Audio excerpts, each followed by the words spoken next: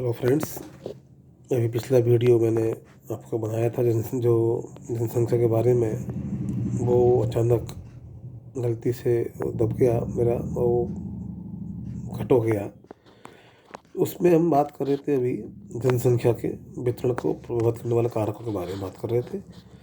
तो उसमें मैं आपसे ये कह रहा था कि बहुत से कारक ऐसे हैं जिनके बारे में हम अगले अध्याय में अगले चर्चा करेंगे। यदि मुख्य रूप से जनसंख्या के वितरण पर जो कारक प्रभाव डालते हैं उनको देखा जाए तो हम ये कह सकते हैं कि उनको 4 भागों में या 4 कैटेगरी में हम बांट सकते हैं। ठीक है, पहली कैटेगरी क्या है इसमें? विश्वव्यापी। पहली कैटेगरी क्या है, लिख लें हम लोग, विश्वव्यापी अथवा स्थायी कारक। यानी कि ऐसे कारक जो कैसे हो, विश्वव्यापी हो, यानी इनकी जो प्रादेशिक अवस्थिति, ठीक है ना, यानी ये ऐसे कारक हैं जो समस्त पृथ्वी पर हर जगह मौजूद हो, पृथ्वी पर हर जगह हर समय मौजूद हो और अपनी उपस्थिति के कारण ये मानव को प्रभावित करते हों। ऐसे कारक को बोलते हैं हम विश्वव्यापी और स्थायी कारक, जो स्थायी रूप से पर रहते हैं। जैसे अगर बात करें ऐसे कारकों की तो प्रादेशिक अवस्थिति, यानी लोकेशन जो है किसी भी प्रदेश की या किसी भी क्षेत्र की, किसी देश की, किसी भी कंट्री की जो लोकेशन है वो इसके अंदर आती है। इसके अलावा समुद्र तल से उसकी ऊंचाई, यदि उस प्रदेश की समुद्र तल से ऊंचाई क्या है, कितनी है, ये फिक्स होती है, ये इसमें कोई चेंज नहीं आता है, ये हर जगह फिक्स है, तो ये इसमें आती है। इसी प्रकार भूमि की बनावट क्या है, यानी ये भी एक स्थायी कारक है, भूमि की बनावट कभी चेंज नहीं हो सकती। तो ठीक है, भूमि की बनावट कैसी है। और जलवायु, जलवायु भी आपको पता होना चाहिए। 2 शब्द है, देखिए, जलवायु और मौसम। आपने फर्स्ट ईयर में इस बारे में डिटेल पढ़ा होगा, मैं अभी यहाँ पर उसके बारे में ज़्यादा नहीं बताऊँगा। पर ये कह सकता हूँ, जलवायु जो है वो किसी भी स्थान की, किसी भी क्षेत्र की मौसम संबंधित जो दशाएं होती हैं, किसी भी स्थान की, किसी प्रदेश की, किसी राज्य की, किसी राष्ट्र की, जो एक लंबे समय की, और लंबे समय में अपन कहीं 35 साल मान लेते हैं, कहीं 40 साल मान लेते हैं, कहीं 50 साल मान लेते हैं। इसमें कोई ऐसा नियम नहीं है कि हम 30 साल मानेंगे, 35 साल मानेंगे। तो जलवायु क्या होती है? किसी भी क्षेत्र की, किसी प्रदेश की मौसम संबंधी जो दशाएं हैं, औसत दशाओं का जो एक स्वरूप है, लंबे समय का, लगभग 40 साल 35 साल का, वो जो उनका जो एक निचोड़ होता है, एक औसत होता है, वो औसत उस क्षेत्र कहलाता है। तो उस क्षेत्र की जलवायु का प्रभाव उस पर, वो ये भी कैसा प्रभाव है? स्थायी प्रभाव है, यानी विश्वव्यापी प्रभाव है। जलवायु यदि कि साहब आप एकदम जलवायु बदल जाएगी, जलवायु बहुत कम बदलती है, धीरे धीरे बदलती है, तो इसलिए ये भी इसमें आता है। ठीक है, और ये प्रत्यक्ष और अप्रत्यक्ष, ये जो कारक हैं, जो 4 कारक बताए हैं, ये प्रत्यक्ष रूप से और अप्रत्यक्ष दोनों प्रकार के, दोनों ही रूपों में मनुष्य की जो क्रियाओं पर, मनुष्य के व्यवहार पर, मनुष्य के क्रियाकलापों पर इन सब प्रभाव पड़ता है। ठीक है, तो ये इसके अंतर्गत आते हैं। सेकंड जो कारक वो है अल्पव्यापी या प्रादेशिक कारक। वो पहले से विश्वव्यापी या स्थायी, और ये कैसे? अल्पव्यापी और प्रादेशिक, जैसा कि नाम से स्पष्ट है। यानी कि ये ऐसे प्राकृतिक संसाधन या कारक हैं जो पृथ्वी के समस्त भाग पर नहीं मिलते, बल्कि ये कहाँ मिलते हैं? ये विशेष प्रदेशों में, विशेष क्षेत्रों में, विशेष स्थानों पर ही ये कारक उपलब्ध होते हैं, पाए जाते हैं। ठीक है ना? जैसे कि आप बात करें इसमें, आपको जो विश्व के वो में पाए जाने वाले नदियाँ हैं, जल संसाधन हैं, खनिज पदार्थ हैं, मिट्टियाँ के उपजाऊ मिट्टियाँ हैं। ठीक है, ये इसमें ऐसे वनस्पति, ये इसमें ऐसे कारक जो इसके अंतर्गत आते हैं। मिट्टी, प्राकृतिक वनस्पति हो गई, इसके वो आते हैं। जीव जंतु जो होते हैं किसी प्रदेश में, पर्टिकुलर प्रदेश में मिलते हैं, पर्टिकुलर जगह मिलते हैं। ये तो ये स्थायी रूप से नहीं मिलते, बल्कि ये अल्पव्यापी होते हैं, वे प्रदेश से दूसरे प्रदेश में अलग अलग मिलते हैं, अंतर मिलता है इनमें, ठीक है। और इनका प्रभाव जो होता है वो जनसंख्या के प्रतिरूप पर, जनसंख्या के वितरण पर निश्चित रूप से पड़ता है, ठीक है। तो ये जो है क्या हुए, ये आपके हुए अल्पव्यापी या प्रादेशिक कारक। तीसरे जो कारक होते हैं या तीसरा जो वर्ग है इन कारकों का, वो है सांस्कृतिक कारक, ठीक है ना।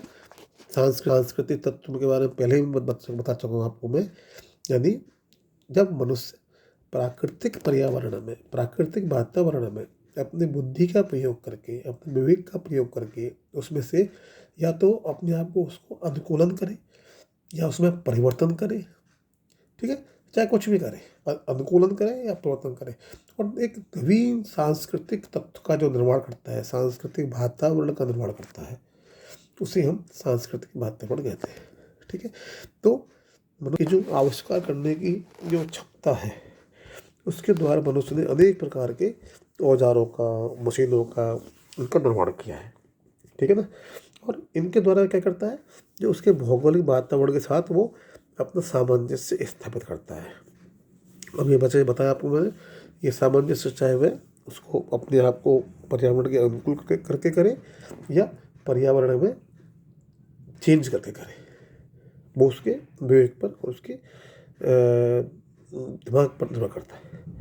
तो जीविकोपार्जन के लिए, अपने जीवन यापन के लिए विभिन्न साधनों को, आखेट, मत्स्य उद्योग, पशुपालन, खनिज व्यवसाय, निर्माण उद्योग, परिवहन, व्यापार, ये जनसंख्या, ये जितने भी उसके आर्थिक क्रियाकलाप हैं, मुख्य रूप से इसमें सांस्कृतिक वातावरण में मनुष्य के आर्थिक क्रियाकलाप ही आएंगे। तो ये जो मनुष्य के आर्थिक क्रियाकलाप है, क्योंकि किसी भी स्थान पर रहना या ना रहना, वहाँ पर आर्थिक क्रियाओं उसको सबसे अधिक प्रभावित करती है। आज मैं चाहे किसी जो और देश प्रदेश का रहने वाला हूँ, पर आज मैं उज्जैन में आके नौकरी कर रहा हूँ, उज्जैन में रह रहा हूँ, कारण मेरे यहाँ पर आर्थिक क्रिया, आर्थिक गतिविधि मेरे यहाँ से जुड़ी हुई है, ठीक है। तो कहाँ का आदमी कहाँ आके रहता है, क्यों रहता है, क्योंकि आर्थिक क्रिया जुड़ी हुई है। तो इसलिए आर्थिक क्रिया जो है वो किसी भी प्रदेश की जनसंख्या बहुत अधिक प्रभाव करती है।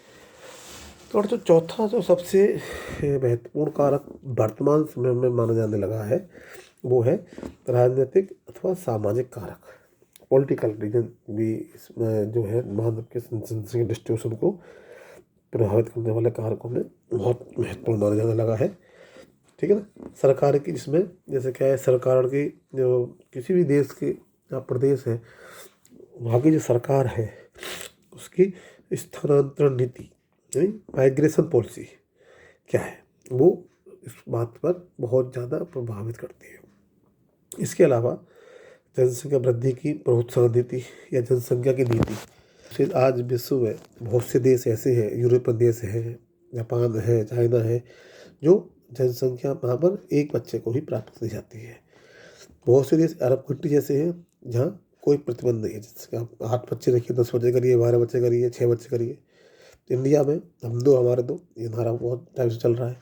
तो हर देश की अपनी जनसंख्या नीति होती है, और जनसंख्या की जो नीति है ये उस जनसंख्या वितरण को प्रभावित करती है, ठीक है ना। तो जनसंख्या नीति हुई, परमाणु नियोजन की नीति हुई।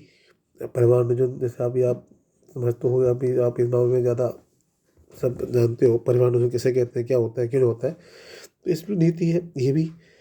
इसी प्रकार सरकार किसी देश में सुरक्षा की व्यवस्था, ये सब इन सब का प्रभाव जनसंख्या पर पड़ता है, जनसंख्या के वितरण पर पड़ता है, ठीक है ना। मुख्य रूप से इन सब में जो वितरण में जो सबसे महत्वपूर्ण कारक यदि आज के टाइम में है, तो उसमें सामाजिक और राजनीतिक कारकों को लिया जाता है, ठीक है ना।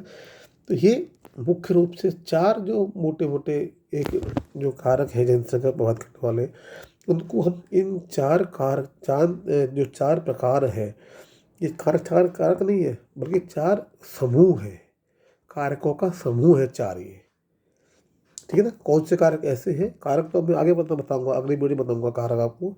ये समूह है, कौन से कारक ऐसे हैं जो विश्वव्यापी है, कौन से कारक ऐसे हैं जो अल्पव्यापी है, कौन से कारक ऐसे हैं जो सांस्कृतिक कारक हैं, कौन से कारक ऐसे हैं जो राजनीतिक अथवा सामाजिक कारक।